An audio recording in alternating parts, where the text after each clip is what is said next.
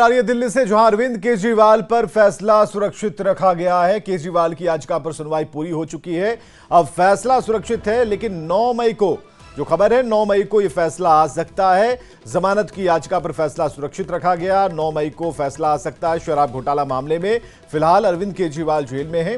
21 मार्च को हुई थी उनकी गिरफ्तारी और 9 मई को फैसला आ सकता है। इस वक्त की बड़ी खबर, अरविंद केजरीवाल पर फैसला सुरक्षित और 9 मई को फैसला आ सकता है। सुशील पांडे हमारे साथ, हमारे संवाददाता। सुशील पांडे, क्या खबर है और अपडेट क्या है?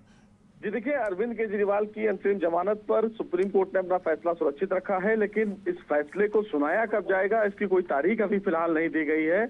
9 मई को अरविंद केजरीवाल ने जो फिलहाल अपनी गिरफ्तारी को चुनौती दी थी, उस मामले पर सुनवाई की जाएगी, लेकिन उससे पहले सुप्रीम कोर्ट ने ये स्पष्ट किया है कि हमने अरविंद केजरीवाल की अंतरिम जमानत की याचिका पर अपना दिमाग सही कर लिया, सेट कर लिया है। तो अब कभी भी ये माना जा सकता है कि अरविंद केजरीवाल की अंतरिम जमानत पर फैसला सुप्रीम कोर्ट सुना सकता है। हो सकता है कि इसी हफ्ते अरविंद केजरीवाल की जमानत पर अपना फैसला सुप्रीम कोर्ट सुना दे, लेकिन सीधे तौर पर ईडी ने अरविंद केजरीवाल की जमानत का सीधे तौर पर विरोध किया।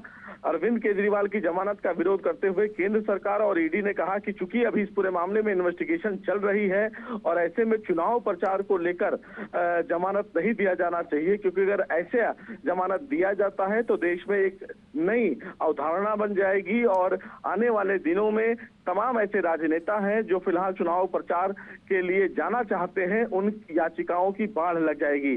सुप्रीम कोर्ट ने फिलहाल इस तरह के तमाम सबमिशन को रिकॉर्ड पर लिया, लेकिन अभिषेक मनु सिंघवी जो अरविंद केजरीवाल की तरफ से दलील रख रहे थे, उन्होंने कहा कि चूंकि पार्टी के संयोजक अरविंद केजरीवाल हैं और प्रोसीड ऑफ क्राइम की जो बात बार बार ईडी कह रही है, उसमें सीधा अरविंद केजरीवाल का इन्वॉल्वमेंट अभी तक ईडी नहीं बता पाई है। लिहाजा ये कह देना कि अरविंद केजरीवाल को जमानत न दिया जाए, ये तथ्यात्मक रूप से सही नहीं होगा। लेकिन उम्मीद ये लगाई जा रही थी कि जिस तरह से सुप्रीम कोर्ट ने दोपहर में ये संकेत दिया था कि वो अरविंद केजरीवाल को जमानत दे सकते हैं, ऐसे में अब ये माना जा सकता है कि अरविंद केजरीवाल की जमानत पर सुप्रीम कोर्ट अपने चैम्बर में बैठकर गहन विचार कर सकता है, अपने जज के साथ बैठकर, कि क्या इस पूरे असाधारण केस में अरविंद केजरीवाल को जमानत दिया जाए, और अगर अरविंद केजरीवाल को जमानत दिया जाए तो किन शर्तों के आधार पर उनको जमानत दिया जाए। क्योंकि अगर अरविंद केजरीवाल को जमानत अदालत देती है, निश्चित रूप से कई ऐसे राजनेता हैं जो सुप्रीम कोर्ट का दरवाजा खटखटा सकते हैं और यही आदेश का हवाला देकर वो भी जमानत मांग सकते हैं।